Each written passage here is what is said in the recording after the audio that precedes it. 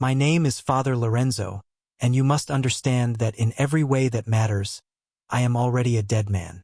My body still draws breath, my heart still beats in this hollow chest, but my soul was forfeit 20 years ago, in a room without windows, deep in the belly of the Vatican. This is not a story of faith, but of the terrifying truth that faith was designed to imprison.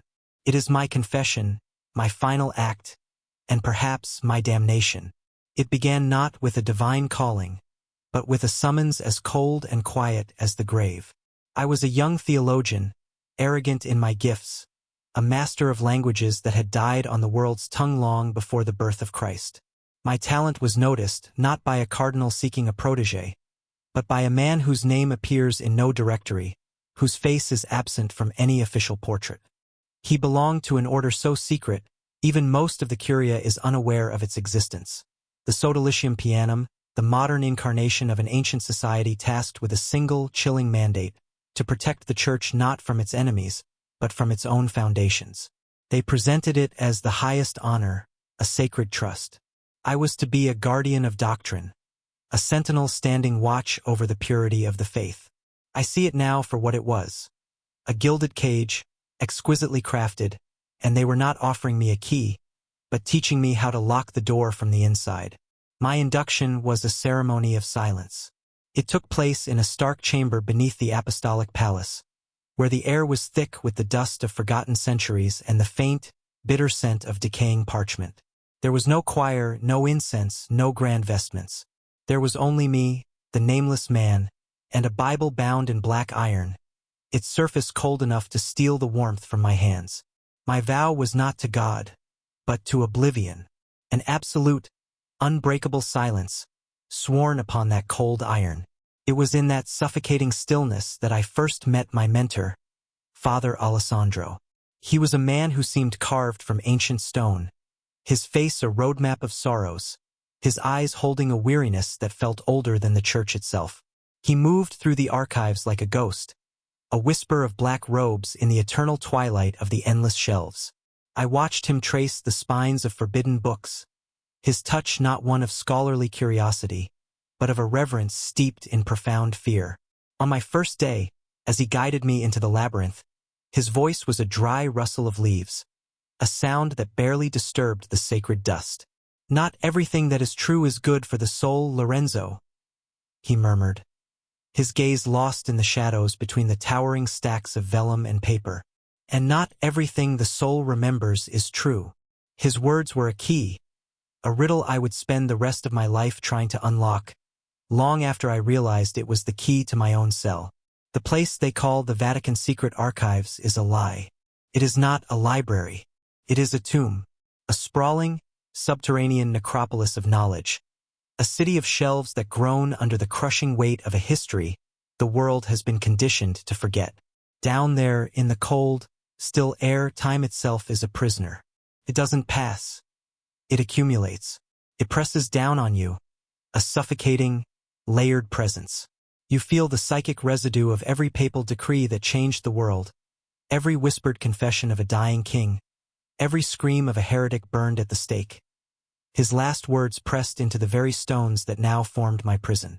They told me my work was to be one of preservation of history, a noble lie.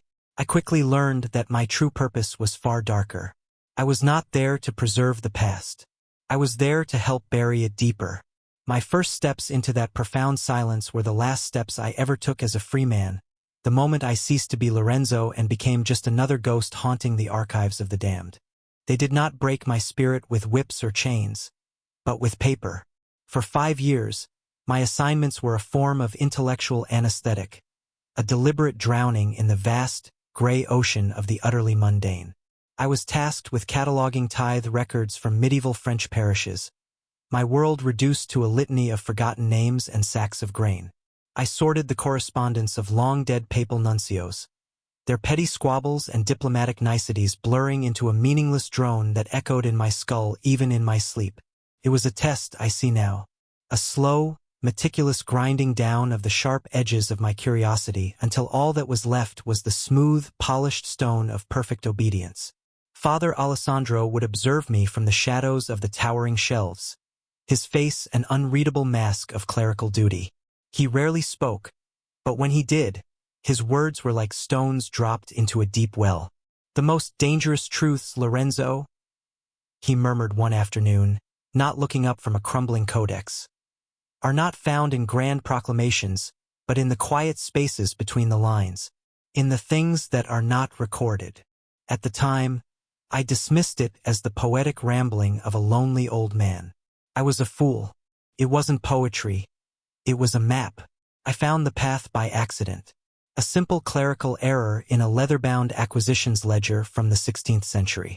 A catalog number, 444, was entered in neat, spidery script, but the space next to it, where the description of the item should have been, was a dark, angry blot of black ink, purposefully and completely obliterated. A mistake, I told myself. A forgotten entry, a spoiled page. But the number was a splinter in my mind. A few weeks later, I saw it again, tucked away in a cross-reference within a file detailing the architectural plans of the archives. It was a footnote pointing to a section of shelving that, according to every map I had ever been given, simply did not exist. For months I fought the urge. I drowned myself in my work, in prayer, in the suffocating routine of my existence. But the number 444 whispered to me in the silence. It was a flaw in the perfect prison they had built for me, a loose stone in the wall of my cell. One night, fueled by a desperation that tasted like blasphemy, I went looking for it, carrying a single lantern that cast my shadow like a giant, distorted monster against the shelves. I navigated to the location hinted at in the footnote. It was a dead end, a solid wall of shelving packed with Jesuit mission reports from the New World. It was exactly as the official maps depicted. But Alessandro's words echoed in my mind. The things that are not recorded. I ran my hands along the stone wall behind the shelves, feeling for a seam, a crack, a lie. And I found it, behind a towering wooden case. A section of the ancient stonework was subtly different, the mortar a shade lighter, the texture smoother. There was no keyhole, no handle, just an almost invisible seam in the shape of a rectangle. It took me another week of stolen, heart-pounding nights to decipher the mechanism. A sequence of pressure-activated stones hidden in the surrounding wall, a lock that required a pattern, not a key. On the 7th night, I pressed the final stone. With a low, grating groan of ancient mechanics, a sound that seemed to tear the very fabric of the library's silence, a section of the wall slid inward, releasing a breath of air so cold and so dry it felt like it had been stolen from a long-dead pharaoh's tomb. The room beyond was not a library. It was a sepulchre. Unlike the cluttered, organic chaos of the archives, this chamber was stark, geometric, and silent on a level that felt absolute. There were no books. Instead, rows of lead-lined cylinders and sealed clay jars stood on stone shelves in perfect, unnerving symmetry. And there, in the precise center of the room, resting upon a pedestal of polished black marble, lay a single scroll. It was unlike anything I had ever seen. It was bound not with leather or twine, but with strands of what looked like spun silver, gleaming softly in my lantern light. The seal was not papal wax, but a black, obsidian-like substance, impressed with an emblem of a serpent eating its own tail around a 7-pointed star. There was no label, no catalog number, nothing to betray its identity. The air around it felt heavy, compressed. As I stepped closer, a low hum vibrated up through the soles of my shoes, a resonance that seemed to be coming not from the scroll, but from the silence itself. My hand trembled as I reached out. I had to know. The moment my fingertips brushed against the coiled papyrus, a shock, not of static, but of warmth, shot up my arm. It did not feel like paper, felt like skin, felt alive. And in that instant, 20 years of indoctrination, my vows, my faith, it all shattered into dust. I knew, with a soul-crushing certainty, that this scroll was not just another secret. It was the secret, the reason this prison of knowledge existed, the terrible, beating heart of the Vatican's deepest and most profound fear. The greatest sin is not murder or betrayal, but the act of reading a word that was meant to remain unspoken. To give voice to a forgotten syllable is to risk waking the very foundations of the world. My first true sin, therefore, was not stealing the scroll, but daring to understand it. Getting it out of that cold, silent chamber became an obsession that consumed my every waking thought. In the scriptorium, under the guise of restoring a damaged text, I spent weeks creating a forgery. I used aged papyrus sourced from the gray market in Cairo years ago for my own private studies, mixed inks to match the faded hues of antiquity, and copied meaningless glyphs from a dozen different sources. It was a pathetic imitation, a child's drawing next to a masterpiece. But I prayed the chamber would remain sealed in its eternal silence long enough for me to decipher the truth I now held. Back in the Spartan confines of my own cell, with the door bolted and a single candle casting flickering shadows on the stone walls, I finally broke the obsidian seal. The silver bindings uncoiled with a soft, metallic sigh, and I laid the scroll open. For weeks, I was adrift in a sea of beautiful, terrifying nonsense. My expertise, the very skill that had imprisoned me in this place, felt like a child's primer. The script was an enigma, a ghost of a language that should not exist. It had the pictographic structure of the oldest pre-dynastic hieroglyphs, but it was interwoven with symbols that echoed early Semitic roots and, impossibly, the geometric precision of Vedic Sanskrit. It was a language that felt foundational, an UR script that whispered of a time before Babel, before the world had been fractured into 1,000 different tongues. The ink itself seemed to defy time, a deep, lustrous black infused with microscopic, crystalline particles that shimmered in the candlelight like a captive galaxy. The papyrus beneath it was warm and supple, resisting the brittleness of age, feeling less like a dead plant and more like cured skin. Slowly, painstakingly, I began to find a foothold. A recurring symbol, a pattern in the syntax. The first coherent phrase emerged from the elegant script after a month of sleepless nights, and the words that formed in my notebook sent a tremor of pure, primal fear through my soul. This was not a history. It was not a gospel or a record of any human king or event. It was a set of instructions. A cold, precise, technical manual for a ritual so profound and so alien it made the holiest sacraments of the church feel like a child's make-believe. The scroll called itself the Senet En Ba, the passage of the soul. But it had nothing to do with the afterlife. It was about navigating the architecture of reality itself. The text described the universe not as a singular creation, an act of will by an omnipotent God, but as a resonant, living symphony of vibrations. A tapestry of frequency and intention that was not fixed, but could be tuned. The knowledge, it claimed, was a gift from a being named Jehudi, the oldest name for Thoth. But this was not the familiar ibis-headed deity of scribes. The scroll depicted Thoth as the first speaker, a formless, primordial consciousness that existed before time and spoke the universe into being from a sea of infinite potential. The scroll claimed to be a fragment of that original creative speech. Its language was a tool, a set of tonal keys, where words did not merely describe the world, they commanded it. There were intricate diagrams of energy flows that looked less like magic and more like quantum physics. There were star charts of constellations in positions they had not occupied for over 30,000 years. And there were the chants, precise mathematical sequences of phonetic notation for vocalizations that, according to the text, could rewrite the physical laws of a localized space, bend light, slow the passage of time, and awaken the dormant energy sleeping in stone and water. This was the ultimate unspoken heresy. It wasn't a denial of God. It was a redefinition so terrifying it rendered God irrelevant. It replaced a being to be worshipped with a process to be mastered. My entire world, my faith, my very soul, was built upon the bedrock that creation was a sacred, immutable act, a finished work to be revered. This scroll was not a book.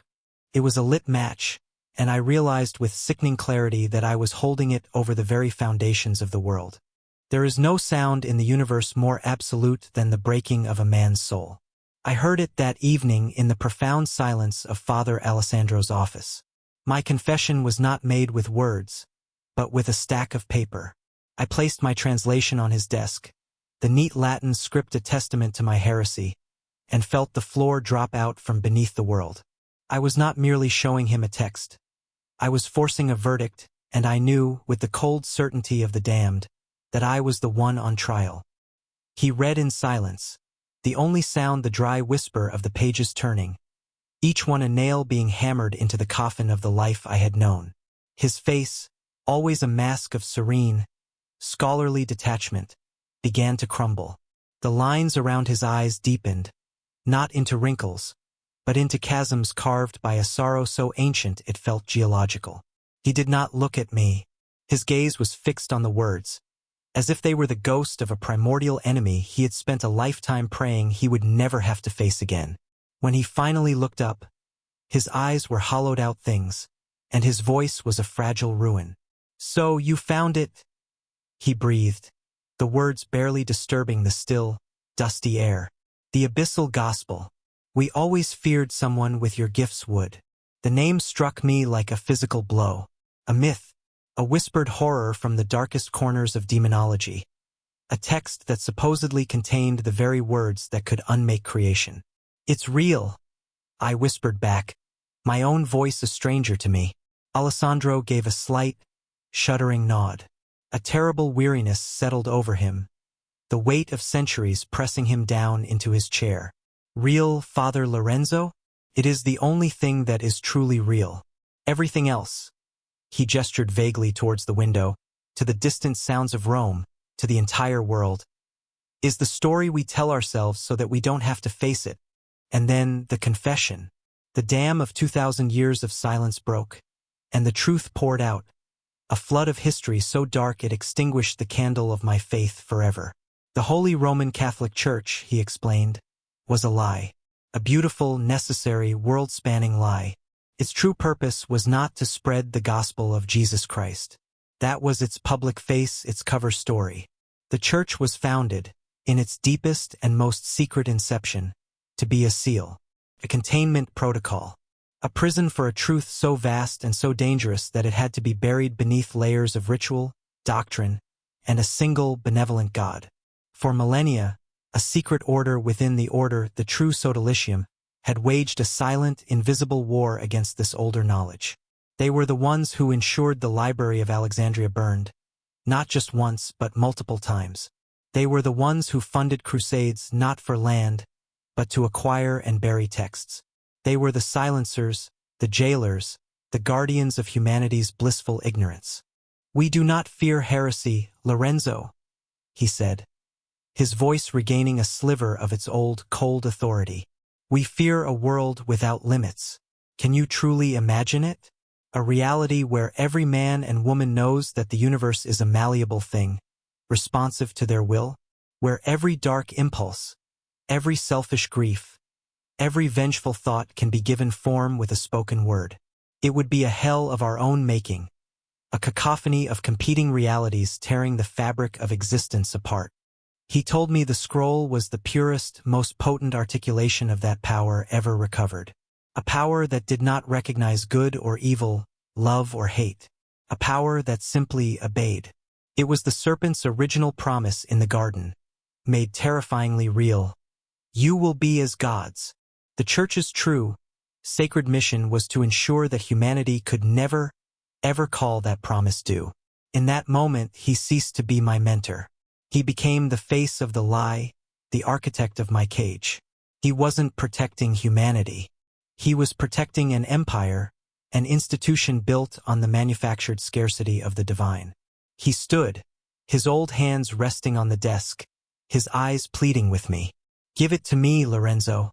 For the love of God, for the sake of every soul on this earth, let us put it back in the dark where it belongs. Some truths are too heavy for one man to carry." But looking into his eyes, I knew he wasn't asking. He was commanding. And I knew that the truth was already in my soul, and its weight was about to tear my world apart. The choice, when it came, was not born of courage, but of pure, crystalline terror. In the suffocating silence of Alessandro's office, I saw my future laid out before me. A silent, unmarked grave in the Vatican's deepest catacombs, my name erased from every record, my existence a secret even in death. To surrender the scroll was to condemn the world to an eternal, blissful lie. To keep it within those walls was to condemn myself to oblivion. Staring into the ancient sorrow of my mentor's eyes, I understood that the archives were not just a library. They were a battlefield of cosmic significance, and I was a deserter, now in possession of the enemy's most devastating weapon. I could not stay. That night, under the cloak of a moonless Roman sky, I became a thief. I packed a small leather satchel, my translation notes, a change of plain clerical robes, and the scroll itself. Its living warmth seemed to pulse against my side. A second, alien heartbeat. My escape was a descent, both literal and spiritual. I did not walk out through the hallowed gates. I crawled out through the city's forgotten veins. Using my intimate knowledge of the archive's hidden passages, I navigated a labyrinth of dusty service tunnels and catacombs that hadn't echoed with a human footstep in centuries. The air grew thick with the smell of damp earth and bone dust. In the oppressive dark, broken only by the flickering beam of a small torch, the gilded cage of the Vatican above seemed a universe away. I squeezed through passages where the bones of early martyrs crumbled to dust at my touch, their silent judgment a weight on my soul.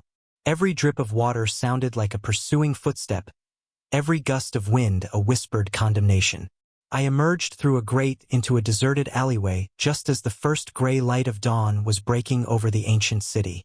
I was a ghost slipping back into the world of the living, but I was no longer Father Lorenzo, the scholar. I was a heretic, a fugitive, a man who had stolen fire from the gods and was now doomed to be hunted by their self-appointed guardians. The years since have been a special kind of hell, a purgatory of motion. I drift through the forgotten corners of Europe, a ghost in a succession of cheap boarding houses and transient hotels, never staying in one place long enough to cast a shadow, never using the same name twice. My life is a liturgy of paranoia.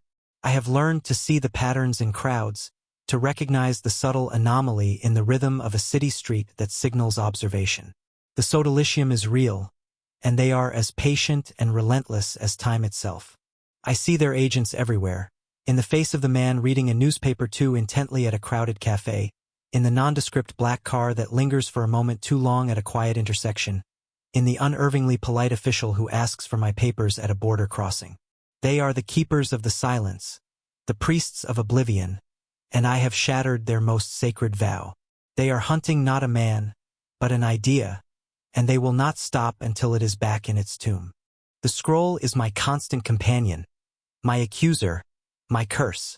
I carry it in a simple leather satchel, a constant warm weight against my ribs that is both a physical and spiritual burden.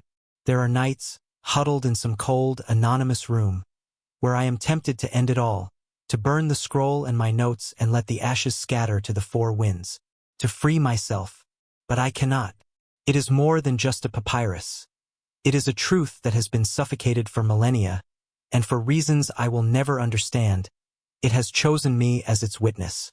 It whispers to me in my dreams. Its living symbols burn behind my eyelids, not as words, but as possibilities. It offers a way out, a way to end the chase, to erase my past and forge a new future. It offers me the power to unmake my pursuers, to speak a word and have them simply cease to be. But Alessandro's warning always echoes in the wake of that temptation, a bulwark against the madness it offers. It would be a hell of our own making, and so I run trapped in a paradox. I run not just from the Vatican's relentless hunters, but from the terrible, seductive power of the scroll itself, the ultimate prisoner, caught between the keepers of a lie and the unbearable weight of the truth. This recording is my final sin. For years I believed my greatest transgression was stealing the scroll, but I was wrong. The greater crime, the more profound damnation, has been my silence. To hoard a truth of this magnitude is not preservation. It is to become the very thing I fled. By hiding in the shadows, I have served the architects of the lie. I have become just another jailer. That ends tonight. The years of running have stripped everything from me but this one, unbearable clarity. A truth that is hidden ceases to be a truth at all. It festers. It becomes a poison. And the poison of this secret has hollowed me out, leaving only a desperate, final duty. I can no longer carry this burden alone, and I will not allow it to die with me in some forgotten, unmarked grave. For 2,000 years we have been told a story of our own smallness. We are fallen creatures, born into sin, forever begging for a grace that lies outside of ourselves, a salvation granted by the institution that holds the keys. We have been taught that the divine is a distant, sovereign power, and that we are but dust at its feet. The scroll tells a different story. It is not a story of gods and men. It is a story of a universe that is alive, a reality that is listening, and a power that is not external, but is woven into the very fabric of our being. It says we are not fallen, we are merely dormant. It claims the spark of creation, the very voice that spoke the stars into existence, is not a power to be worshipped, but a faculty to be awakened. The kingdom of heaven, it insists, is not a destination. It is a frequency, and the Church has spent centuries building a fortress of doctrine and fear to ensure we never learn how to tune to it. I cannot, in good conscience, release the full text of the scroll to the world. Alessandro was right about one thing. In the hands of the greedy, the fearful, and the power-mad, this knowledge would unleash a hell of our own making. But I cannot let the silence win. So I am left with only one path, a terrible and desperate gamble. I must provide proof. I must show you that the power described in this ancient papyrus is real. Tonight I will conduct the ritual. I am in a place I pray they will not find me, at least not until it is done. The stars are moving into an alignment that has not been seen for 3 millennia, a precise celestial configuration described in the scroll's opening lines as a key turning in a cosmic lock. I will not attempt the full incantation. To do so would be an act of unimaginable arrogance and folly. I will perform only the first passage, the rite of awakening. The scroll does not describe it as an act of power, but as an act of revelation. It claims the rite will not rewrite the world, but will simply clarify it. For a few brief moments, it will peel back the veil of our limited perception, allowing us to witness the true nature of the energy that flows beneath the surface of all things. The text is cryptic. It speaks of a brief blossoming of light and a silence that can be heard. Perhaps nothing will happen. Perhaps I have finally descended into madness. Or perhaps it will change everything. I have set up this camera as my sole witness. It will record whatever is to come. If I succeed, you will have your proof. The world will have a question it can no longer ignore. If I fail, or if the keepers of the silence find me before I am finished, then this recording, this confession, is all that will remain. My name is or was Father Lorenzo. I was an archivist in the Vatican secret archives, and I believe with the last remnant of my soul that truth, no matter how terrifying, is not a secret to be imprisoned, but a birthright to be reclaimed. The ritual begins now.